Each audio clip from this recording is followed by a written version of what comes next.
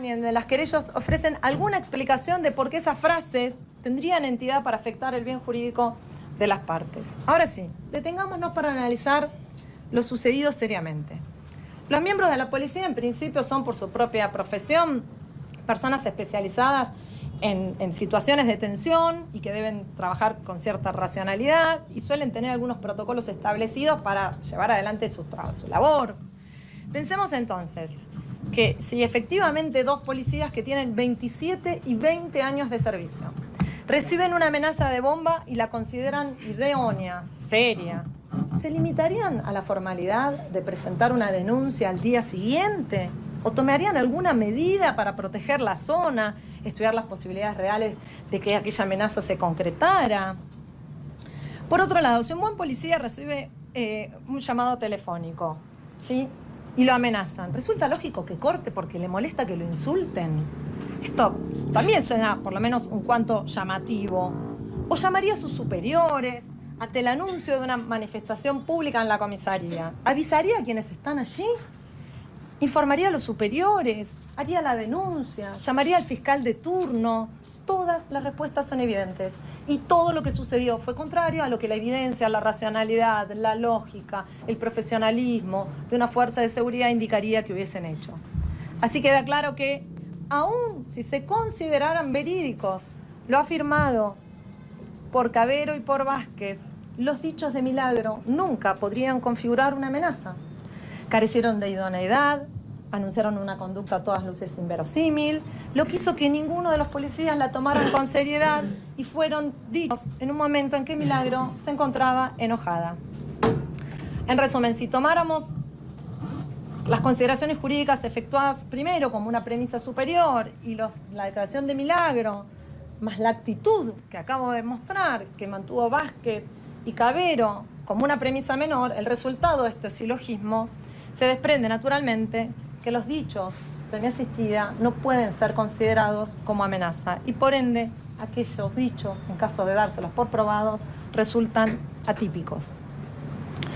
Ahora bien, yendo a la determinación de la pena y de forma subsidiaria, en caso que el tribunal entendiera que los hechos están probados, que mi asistida participó en ellos, que no cabe el beneficio de la duda, que esos dichos son típicos, debamos analizar el quantum de la pena, debemos tener en cuenta la particularidad del hecho, las condiciones personales de mi asistida.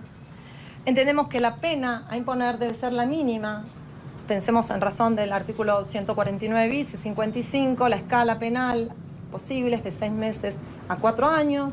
Y en ese sentido entendemos que debe ser la mínima de 6 meses de prisión. Y también postularé de seguido que frente a la eventualidad de la pena también debemos requerir que en virtud del artículo 26 del Código Penal aquella ejecución sea dictada en suspenso.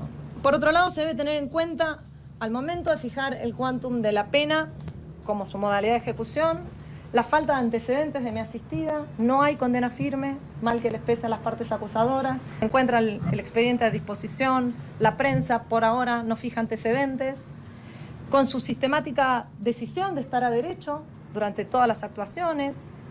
Y a la vez también debemos tener como un atenuante el largo proceso, se tratan más de 3 años de juicio por una causa muy sencilla, donde absolutamente toda la prueba se produjo en los primeros meses de este proceso. No se puede dejar de remarcar la inconsistencia de las partes acusadoras en cuanto a la desproporcionalidad de la cuantía de la pena, que resulta absolutamente violatorio al principio de culpabilidad por el acto, dada la intrascendencia del hecho de sala, dado que hemos demostrado que efectivamente no generó un temor, e inclusive en caso que pudieran entender que sí a los fines típicos ha sido mínimo. Sobre los otros hechos que se han intentado dar por acreditado, debemos pedir que no sean tomados en cuenta. En principio, el Ministerio Público de la acusación hizo referencia a los fines de la determinación de la pena, que los dos denunciantes habían sido sacados, removidos, a los fines de cuidarlos, de protegerlos. Todo eso es una elucubración del fiscal, que aquí en el debate no sucedió nada respecto de ello, no ha producido prueba para poder, cosa que tenía, y para eso estaba la audiencia del artículo 390, para que todo lo que quisiera dar por probado ofreciera prueba. De la misma forma, cualquier tipo de vinculación sobre la existencia de un poder absoluto de parte de Milagros Sala es más lógico para un mitin político que para una sentencia judicial. En orden a la modalidad del cumplimiento de las penas, requerimos que aquella impuesta sea de cumplimiento condicional en los términos del artículo 26. Se trata de tener en cuenta la actitud posterior al delito, los motivos que la impusieron a delinquir, esta situación injusta, este contexto que sí requerimos y sí valoramos, la naturaleza del hecho. También se debe tener en cuenta que siempre a derecho, que además mi asistida es madre de 2 hijos, uno de ellos, los 2 se encuentran aquí en la sala, es abuela, siempre ha vivido en la provincia de Jujuy, lo que evidencia la ausencia absoluta de la necesidad de un tratamiento carcelario, que además ya se encuentra largamente cumpliendo de forma injusta. En cuanto al agravante de funcionaria pública, que es el único que podría uno pensar, que se podría llegar a valorar, estipulado, pedido, requerido por el fiscal, debemos tener en cuenta que la honra o no honra en el desempeño de los cargos no puede ser materia de tomar de valoración a los fines de la determinación de la pena. Él dijo que se debía hacer lo que debía ser una honra, pues bien, la honra es personal, absolutamente personal, y no puede ser valorada en ese sentido.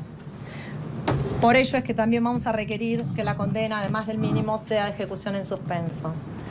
En razón, aunque ninguna de las partes acusadoras han requerido modificar la situación de libertad de mi asistida, quien viene con libertad provisional a este juicio, en razón de tantísimos antecedentes, tanto de la Corte Suprema de Justicia de la Nación como de la Cámara Federal de Casación Penal, Sala Segunda, por ejemplo, precedente Medrano, registro 720-14, resuelta el 8 de mayo del 2014, la Cámara Federal Sugarramurdi, Jorge Ernesto, sobre situaciones similares a la aquí planteada, que remiten a otros antecedentes, en cuanto a que una persona que viene en libertad provisional a un debate, a pesar de que pueda ser condenada incluso o claramente a una condena efectiva, debe mantenerse ese estado, esa libertad provisional, hasta que quede firme aquella condena.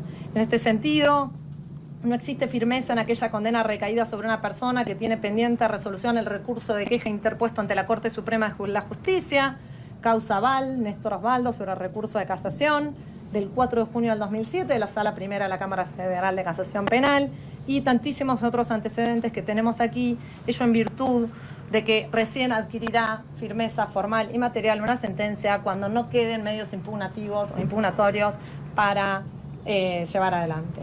Por lo tanto, hacemos explícito el pedido, sobre todo porque hemos visto que ante la decisión férrea de no cumplir con la resolución de la Corte Interamericana, varios funcionarios judiciales han dicho que dependía de esta condena que hoy va a recibir Milagros Sala el cumplimiento o no de lo estipulado por la Corte Suprema de Justicia de la Nación y de la Corte Interamericana. Es por lo que acabo de referir, es que solicitamos se absuelva a Milagros Sala por ausencia de prueba que acredite la existencia de los hechos materia de imputación.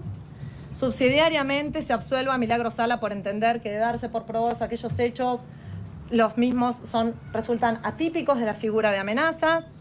En subsidio se condene a mi asistida al mínimo de la pena prevista para los delitos imputados y en su modalidad de cumplimiento condicional, aclarando que su libertad provisional no será modificada.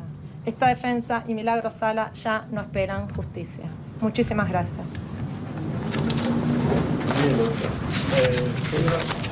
¿Yo? Últimas palabras. No, simplemente... Le voy a preguntar... No, simplemente... Para que responda a lo siguiente, Sí. cumpliendo con la manda judicial que está incorporada en la ley de foro. Sí. Le propongo, gentilmente, si puede ponerse de pie. Sí, ¿cómo no? Le pregunto, ¿desea expresar algo aparte de lo que ya ha visto y oído durante el curso de este debate? No, simplemente quiero entregar este escrito a ustedes y a su vez si me pueden firmar la copia. Que esto es lo que pienso. Ya dije todo lo que tenía que decir.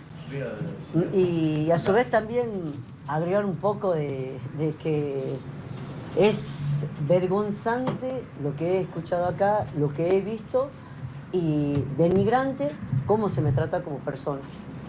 ¿Sí? Porque si es por cuestión de hablar de otros actores de Jujuy, son mucho peor que yo, están trabajando al lado de este gobierno y al lado de la justicia. De todas maneras, señora, le doy por contestada a las preguntas formuladas. Sí. Tome asiento. Sí, entrego...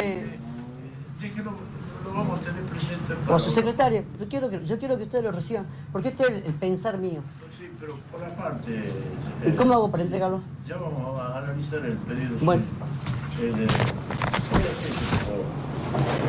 tribunal, habiendo concluido el debate y cerrado el mismo, va a pasar a un cuarto intermedio a los fines de dar a conocer a los fines de reintegrarse al tribunal a la brevedad, a los fines de dar a conocer la parte dispositiva del país recaído de la La brevedad nos preguntaron.